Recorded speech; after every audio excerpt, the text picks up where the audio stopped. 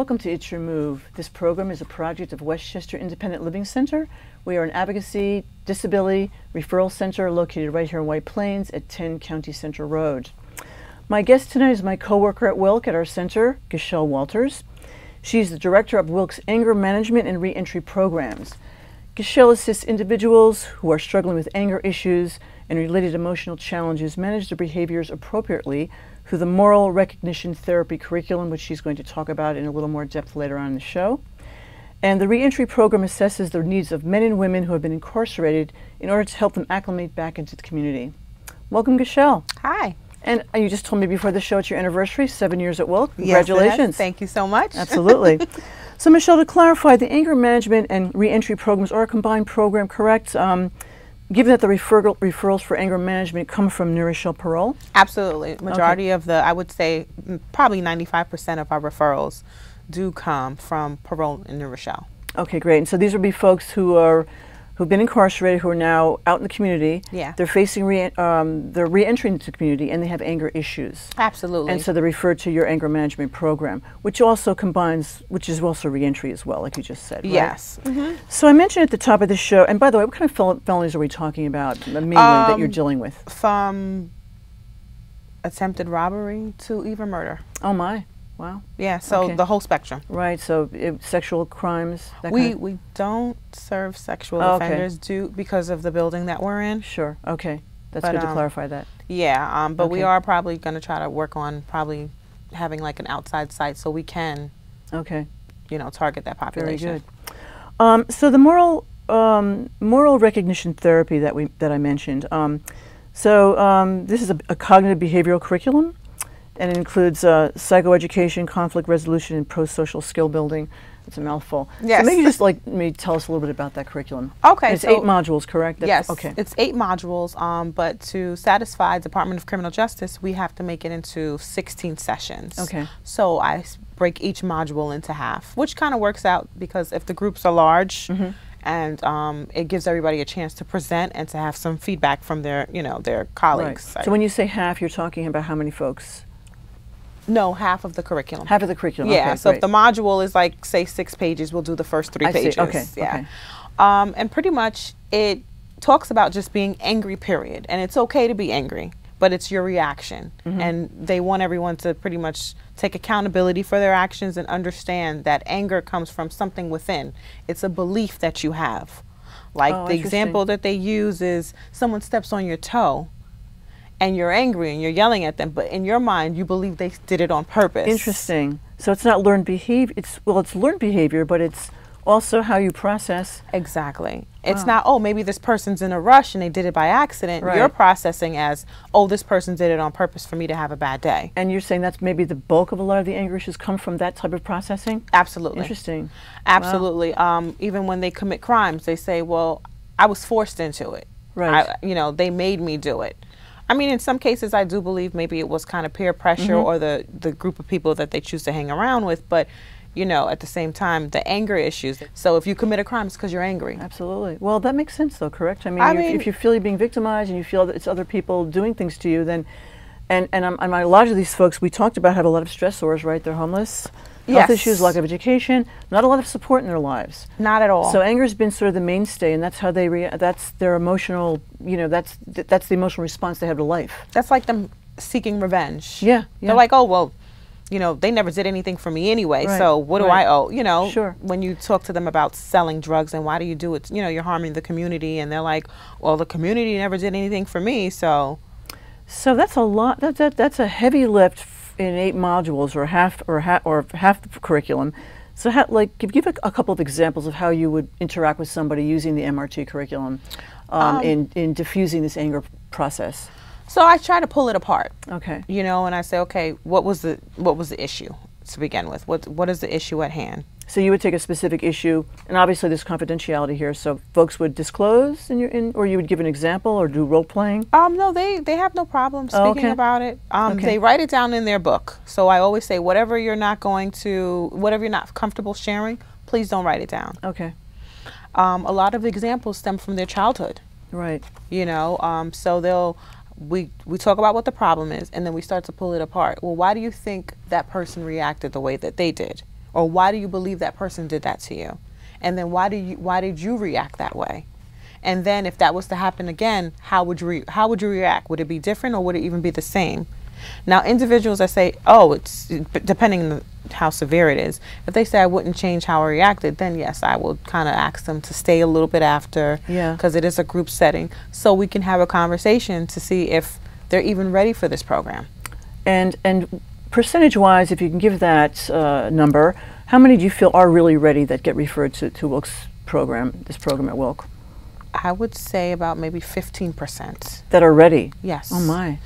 So the bulk are not, you're referring them back out to a more clinical type of... Well, they need to, I think they need to, a lot of them have substance abuse issues, so they have to go for, drug program. Right. I feel like they need to complete that first. Sure, sure. Because now they're overwhelmed with so much programming. Absolutely. Sometimes they're only 7 days out and they have them at program. Yeah, that's a lot to ask. I mean, I can imagine. Yeah. I mean, and also we're probably dealing with, we are an advocacy, a disability information referral center, so a lot of these folks, I imagine, are struggling with, pardon me, some type of disability, psychiatric disability. Absolutely. Substance abuse is a disability, perhaps, and you mentioned, I think, when we spoke earlier, that epilepsy, you see a lot of folks who are... I see a lot of folks with epilepsy, and... Could be drug-induced, perhaps? That's what I'm going with. Yeah, yeah. Because, I get the intake packet when they were first received, Right. that's what they call it, in doc's custody, and then once they were released. And, it says mental health status and it says none known. But when you get the release papers, they're on this medication, that medication, or they're having seizures and now they can't work, or they're going for a Social Security disability. It's just an abundance of things. Absolutely, that they're dealing with. Yeah. And what kind of support outside of, so there's this program, I imagine they have, pardon me, parole. I don't know if parole provides any type of, guidance or support for them. I mean, I think it's a monitoring system, but what other support systems do they have that they can rely on? I mean, a lot of these folks probably come from families that haven't been highly supportive. Yeah. They're in environments, right, that have probably contributed to their becoming incarcerated or using substances or violence. Well, unfortunately, they're released right back into that environment. So where you committed the crime, that's where you're paroled to. Oh my, so the odds are stacked against them in a lot of ways. Automatically. Yeah. Automatically, and I think I don't think anger management is going to help them to understand, like, okay, if I run into this person again, how do I deal with this? Yeah. It's just another program for them. Sure. And there's so many other issues that I feel like they need to deal with prior to coming to anger management. I mean, I'm happy to have them there. Yeah. But at the same time, I'm just not going to push people through. It's not for numbers for me or anything like that, because now I'm signing my name on a certificate that I got a certification for. And if this person goes out and commits a crime, and the signs are always there. If they're they'll tell you they're mad. They'll tell you they're angry. They're stuck in the shelter. They won't let me get paroled to this house, or my family doesn't want me paroled to them. So I do try to just offer some resources, and I do share it with parole as well, the support groups that they have. Right. Through, Mount Vernon and the Yonkers. Haven't found one in White Plains yet, but Yonkers and Mount Vernon are really big.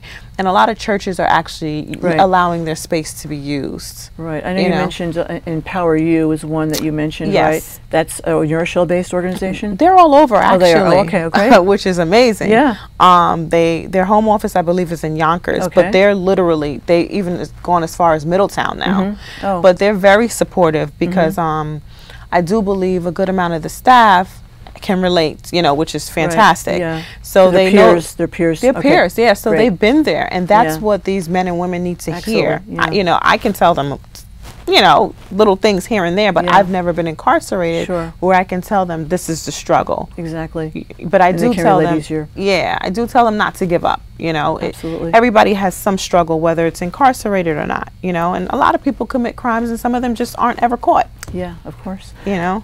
So Gichel, the 15% that are appropriate for the program. Yes. You help them find jobs. Yes, I do. And so tell us about that process a little bit and how you outreach to various employers. You mentioned a couple. Yes. So not only am I part of WEN, which is Westchester Employment Network, so they send a lot of referrals, a lot of job openings, I should say. But anytime I go anywhere, like, go out to lunch, if I'm on my own time with my own family, and I see for hire, I'm already asking them, do you hire individuals with with felonies, and to what extent, or is your manager here? Right. Can I speak to a manager? This is my contact information. This is what I do. Follow up with an email.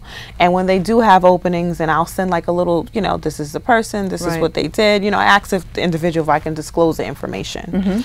And they have no problems because they want the job. So I've connected with Modell's, which is unfortunately closing on Tarrytown Road. Oh, but it's too bad. Yeah, but and Dollar Tree in White Plains has been very helpful. FedEx, UPS, TJ Maxx, Walmart when it was around. Excellent. And there's a Home Depot up in Hawthorne.